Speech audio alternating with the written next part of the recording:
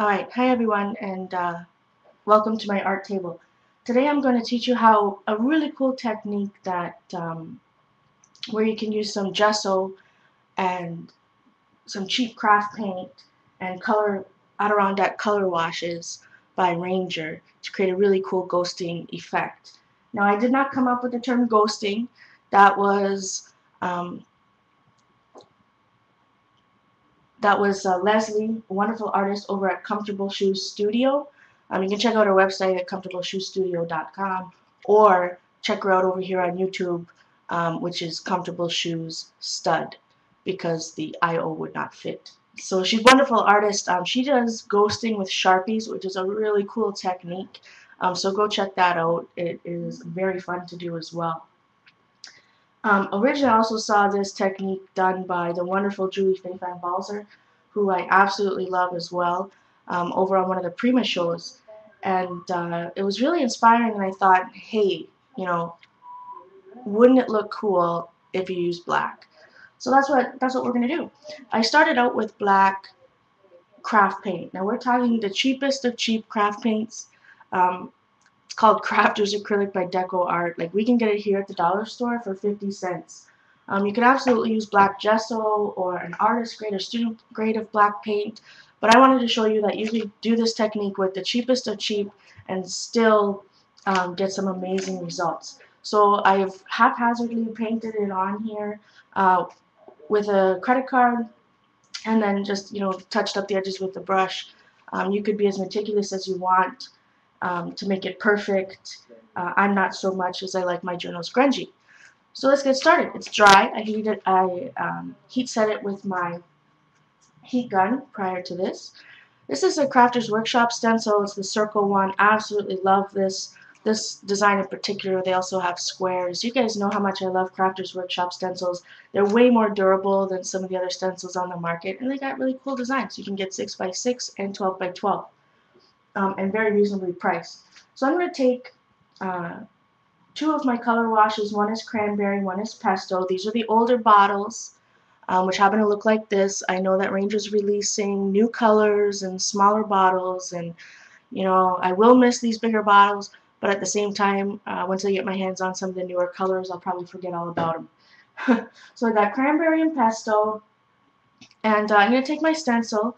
One thing about color wash is that they're going to get everywhere. Um, I got ink pads and stuff. Protect your clothing, protect your surroundings, because it might get all over the place. So I'm going to hang my stencil off, and I'm just going to spray it. And I'm going to spray it kind of randomly, a few times here, a few times there. I am going to use two different colors, so I'm not worried about it too much. And of course, there's all this goodness, color goodness left on your stencil. So I always slip it into my art journal somewhere later, or somewhere in the back, so I can use it later. And oh, sorry. Just for something different, I'm going to use, this is also a Crafter's Workshop stencil. No, maybe not. I forget. I believe it is. So I'm going to use the pesto with this flower one. And kind of where I didn't put color wash before is where I'm going with this. Again, you don't have to be too precise. You don't have to worry about covering up absolutely all of it. The color washes will blend together nicely. And again, I'm going to stick it in my journal because it'll decorate a future page. So you can see here that you can see by the wet spots that the color wash is on there. And I'm going to take a second or two and heat set this before the next step. I originally did this technique live on Ustream. So tonight's Saturday, so I'll be going on live again at 9 o'clock for the pre-chat. The show starts at 9:30. I am JournalArtista over there as well. So 9 o'clock, that is Eastern Standard Time. So come check us out. It's always a great time. Always a great time and always something to be inspired by. So you want to make sure that it's completely dry before you go on to the next step.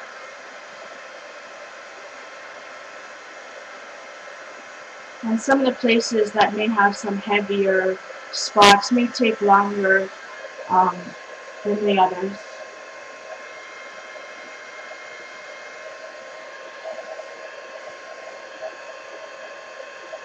But it does dry fairly quickly.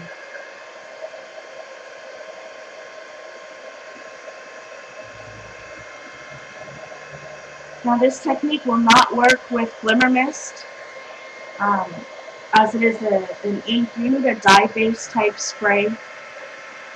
You can create your own using a regular dye re-inker.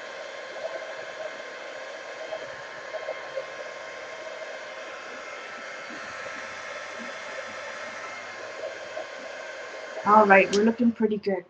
So now this is where you must say, what the heck is going on? I can't see anything. Oh, maybe with the glare you can see a little bit. But yeah, actually with the glare you can see where it is dry.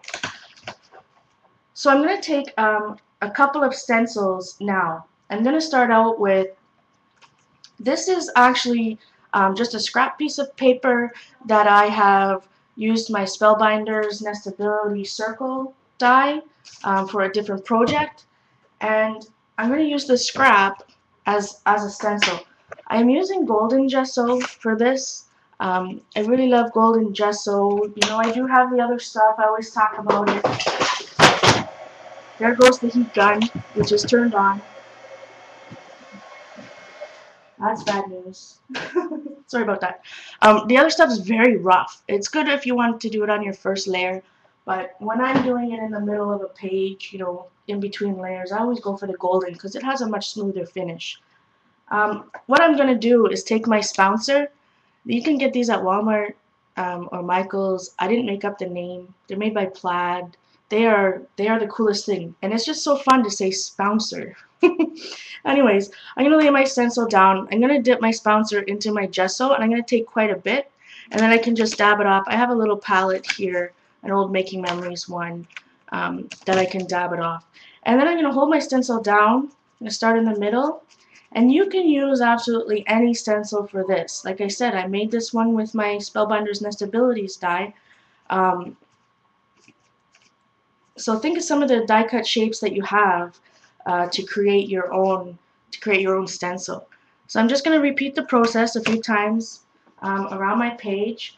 It's always nice when you're doing this type of design to hang some of it off your page. Sorry if my arm is probably in the way here, but I'm just spouncing, I'm just dabbing that that gesso on. Take some off my palette there and repeat. And this spouncer thing, you know, I used to do this with a baby wipe, a makeup sponge when I was using stencils, and I'm telling you, you get it all over your hands, your fingers, and it still works wonderful. But this is just, I just love these spouncer things. So I've got 3 down there. I can fill up maybe 1 or 2 more over here. I'm going to really have this guy hang off the edge. So if you want to, you know, cut out words, cut out like absolutely anything, this will work with. You don't even have to use a stencil. You can just slap down some paint with a brush and you'd still get the same effect. I'm going to go across the, as you can see here, the coil binding in my art journal, which is absolutely fine as well. I never worry about getting ink or paint or gesso in this case on the coils. I think it just adds to the effect. And see, obviously that one's a little bit, you can see that it's imperfect, but we can live with it. I can probably fix it maybe a little bit. That's because the coil's in the way, but we can always collage over that or fix it in the near future. And I'm going to do a little bit over here.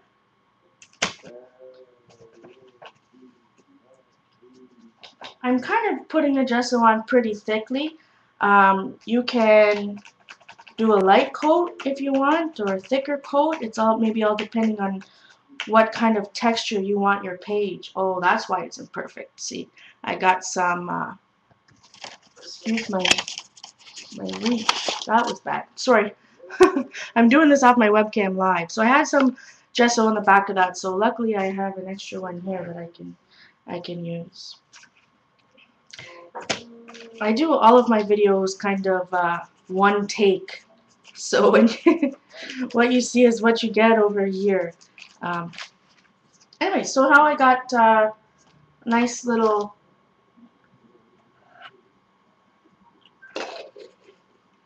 collage of gesso. I do have some extra gesso on my palette here and on my spouncer. Now spouncers are circles, so if I wanted to make smaller circles, I can just press the spouncer down.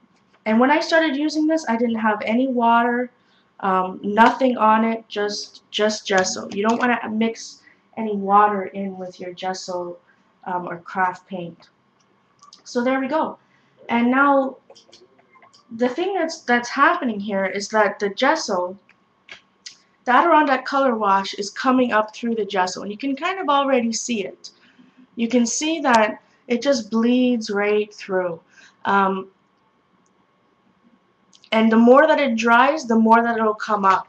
So you're just seeing this wonderful, you know, like we say, ghosting effect coming out. So it looks like just a great, cool pattern. You can do this with not just gesso, but craft paint as well. For example, on this layout that I'm working on, this is the one we did live over on Ustream, so you can check it out over there. I not only used gesso, but I used some craft paint in blue, and over here there's some green, and I overlapped them. I don't have time to do that today, so basically all I did, you know, at this stage, you would heat set it, or make sure it's completely dry if you don't have a heat gun, before you put another stencil with a different color of craft paint on it. I also have some collage type ephemera on it. But you can see I overlapped the stencils, and even overlapping them, it's still, the color wash is so potent that it will still come up. It came up through the gesso, and it'll come up through the craft paint when you do another layer. So I really hope you guys enjoyed this quick tutorial. Check it out. I love color washes. And the more that this dries, the less you see the black, the actual spray in the black. So again, if you're looking for more techniques, more inspiration, join us over on Ustream Wednesdays and Saturday nights. This is a page we did just this past Wednesday. This is my coffee inspired page. You can actually see I use my circle stencil with this one as well. So come check us out tonight, 9 o'clock Eastern, 9:30 the show starts. I hope to see you there. Much love, everyone.